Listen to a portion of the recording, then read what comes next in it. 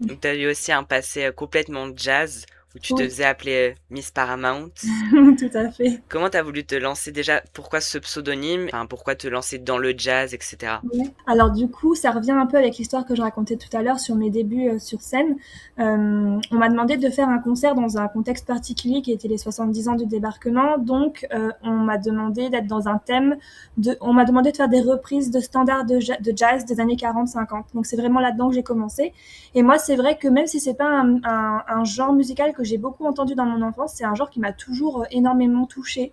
Le peu de souvenirs que j'ai avec le jazz, c'est via mes grands-parents paternels qui m'ont initié à Edith Piaf. Enfin, c'est plus de la chanson française là, mais en tout cas, même du Frank Sinatra, du Billie Mmh. Holiday quand j'étais petite. Mais c'était très anecdotique. Et voilà, je suis en train de me perdre dans ma réponse. Mais le jazz, du coup, voilà, j'adore ça. Et je sais plus exactement la question que tu m'as posée, excuse-moi. Pourquoi tu t'es fait appeler, pourquoi avoir choisi Ah ce oui, pseudonyme-là? Miss Paramount qui faisait référence déjà aux chanteuses des années 50 dans les petits clubs de jazz. Il y avait souvent des petites starlettes qui s'appelaient Miss quelque chose et qui Mmh. faisaient des spectacles. Et aussi parce que la Paramount, bah, du coup, c'est le cinéma. Et donc, je trouvais ça rigolo. Et en plus, pour être tout à fait honnête, je ne savais pas que ce premier concert allait entraîner une carrière derrière. Je pensais que c'était un one-shot et que c'était même un peu rigolo. Et donc, j'ai pas énormément réfléchi à ce moment-là.